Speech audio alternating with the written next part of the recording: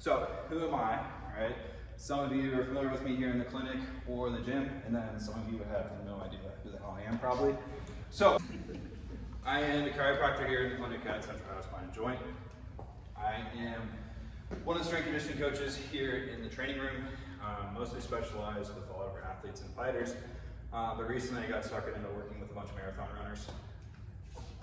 Rugby coach, so coach from youth all the way up to international level, and sport performance lecturer. So I was a professor at Wheeling University in the exercise science department. I've lectured at George Washington University, Notre Dame College, Fordham. I've kind of been all over the map a little bit, just talking to other sport performance departments. So we're going to get straight into it. Two major concepts for return to running. All right. So number one, making sure you have a workout structure. Right. If you don't have a plan, you're going to plan to fail. All right. So it's super important that we actually have an idea of how we want to lay out our workouts or running structure, whatever we might want to do. Because a lot of times we'll attack things and we'll start, going really hard the first 3 days, and then nobody sees the gym for the rest of the year, right? It's the same exact thing with running, right? Running is fun on the treadmill for the first couple times. You go outside, it's freezing, your face hurts, you can't feel your hands, and then you're like, all right, I think I'm good for the year, all right?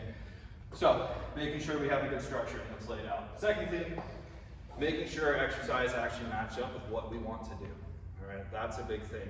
I see lots of runners doing pretty unique and random exercises that don't always translate to what we want to work on. All right, so that's a big issue. So I like to use, we call it pyramid periodization. It's one of the only pyramid schemes that actually works. All right, so number one, we want to pick a total mileage that we want to hit for the week.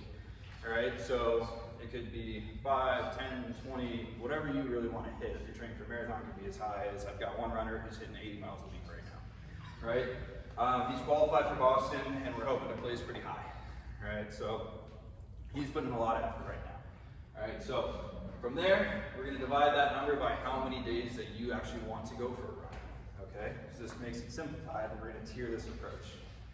If you're like me and numbers are complex, we can just use addition instead of division. Because I struggle with that a lot. So, introducing our little pyramid here, right? I like to make things easy, so we're just going to start with 10 miles per week, all right? So, as you can see, I've got 5 rungs within this. So, my first one is I'm just going to divide 10 by 5, all right? So, I've got 5 days a week that I'm just going to be running 2 miles within that, okay? So this is a way that we can keep our total mileage the same and not make crazy jumps, but my overall mileage per week is still the same, okay? So a lot of times what will happen is we'll have a day where we put in a whole bunch of mileage, and then the next day it's a lot less, and then we kind of do these little jumps and bounds. And then the next week our mileage overshoots, say we're feeling really good, it's really nice outside, I want to run a lot. Well, you go from that 10 to 20, right? So it's, the other day it was 55 for about a couple days in a row. People were putting in some good mileage, and then you wake up and there's snow flurries outside in typical Ohio. You never know what you're going to get, right? So it's cold, it hurts your face, you're not going to want to run nearly as much. So that 20 miles that you would have put in with the nice weather leading up is now dropped to maybe 5, all right? So what happens is we get these massive changes in volume, and if we spike it too high, this is where we end up with injuries, because I've now overused something that I haven't built up a tolerance towards, okay? So, next thing, if I do 4 days a week, let's run 2.5. All right, I make it simple. If I run 3 days a week, this is where it gets confusing because no one's gonna run 3 1/3 miles, all right? So what we're gonna do is we're just gonna add things together, all right? So I'll do 4 miles one day, 4 miles another day, and then 2 miles. Now usually when we start narrowing down the days, we put more mileage in, so I'm probably not gonna run back-to-back days on that, okay? I'm gonna space this out a little bit. Now, with this addition system, I like to keep things within a 4-mile range, okay? So it could be 4s and 2s, it could be like 4-4-2, it could be a 7 and a 3 as we keep getting higher up, it could be a 6 and 4. I just don't like to make a big spike and have a day where I do pretty much nothing, because it just turns into a waste of a run for us, okay? And again, 5 and 5, right? If you only run 2 days, it's a lot more mileage, a lot more we need to recover from. So Again, addition and subtraction system, I can change it around a little bit, make it a little bit easier for myself, okay? So we're gonna kind of get into some of these running specific exercises that I like to use, right? So we're gonna go through my top 3, all right? So first one here is float pronation, all right? How many people have heard of like pronation in terms of running, standing, walking, anybody?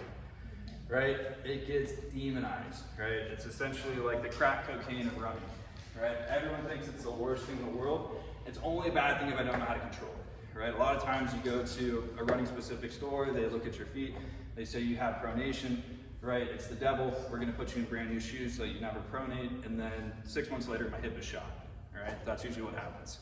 Pronation is a natural thing. We need to train it, okay? So what I'm gonna have everyone do is we're gonna stand up and we're actually gonna train this one. Because you don't have to do a whole lot for this. So what I want is pick whichever foot you got the best balance on, all right? So for me, that's my left. I'm gonna stand on my left foot, all right? And I'm going to drop my right foot back kind of on my toe here, all right? So, I don't know, hopefully I've lost enough weight to where this is sturdy. Otherwise I'm gonna eat shit. So, now we can see. Okay, so what I want, right? So we're standing on that foot, my other foot is kind of back here. Hopefully I don't fall into this little hole. So I'm gonna lean back towards my heel, all right, on my lead foot. So I kind of fall back towards this heel. It should feel like your foot kind of rolls towards the outside a little bit if you lean back far enough. It's like my toes are kind of coming off, okay? That's full supination, all right? If on the heel strike runner, this is what I'm gonna hit with initially. Now from here, we're gonna learn to control pronation. So what I want is I want to act like someone's karate chopping my knee, all right? So I get hit, and I just lead with my hip forward, and I kind of spin towards the inside of my foot, okay? What you should feel is your arch starting to flatten down a little bit, all right? A lot of times with plantar fasciitis is that our arch isn't working hard enough, or it's stuck in a certain position, it doesn't flatten, or it stays flat, right? We just need it to move forward so I can drop it and then relax it a little bit. So what we're gonna work on is just going that back and forth, all right? So if you have knee pain, ankle pain, hip pain, if my foot becomes far more efficient at hitting the ground, I now deal with far less injuries, all right? And one of my favorite things to do to show people is sometimes we'll do these barefoot and we'll only do one foot at a time. And we'll hit like 50 reps in a row, just back and forth, just kind of grooving it, and I'll have someone walk, and your foot has never felt lighter. It's like you're walking on clouds, okay? So that's one of my favorite things to do, all right? So you guys can have a seat. So next thing here, my foam roller bridge, all right? So I've got, perfect, Dr. Coke.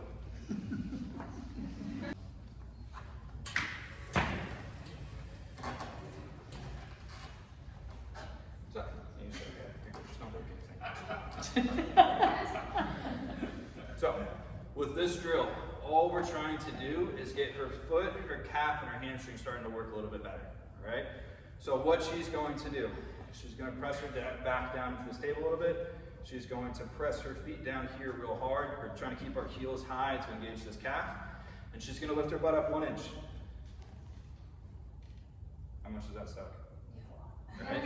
It's a super tough exercise, all right? But I start learning to sequence things, and the cool thing is with a lot of runners, we end up super stiff in our low back because we can't separate out force from our leg. It's almost like we have to overextend to put all of our chest and all of our body weight over top of our foot so it flattens out. Here we're learning to create force from our foot separate from our back. When we round out our back, I can't put any pressure. It's like running slouch. It's super hard to do, okay? Perfect, you can relax. Everyone give a round of applause for that. So, we're going to use, we'll use this wall space here. So, she's going to lie on her back.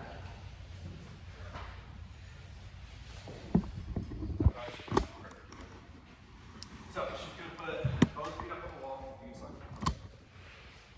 So, we're going to kind of, what I want is we're going to focus on right leg first. So, I want her to push her big toe into the wall hard, okay?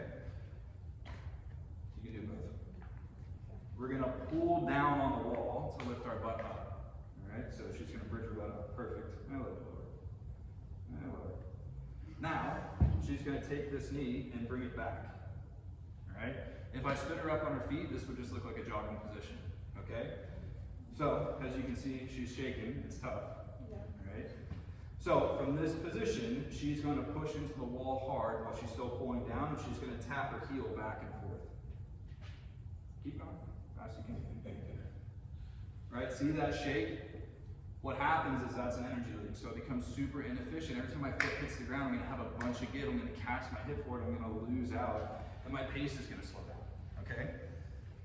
So, as you can tell, it sucks that she already quit on it, because it's really tough to do. But it's one of those things that we have to train up in order to become more efficient, so that I'm not losing any pace, okay? Contact information, if you have any questions that you think of, because this always happens to me, someone has a really good lecture, or anything like that, and I go, I had the perfect question in mind, and I didn't think about it until I got here. Alright, so if you have any questions that you can't think of here, you can just shoot me a message on one of these, and I will get back to you within a day, usually. I'm somewhat decent at responding.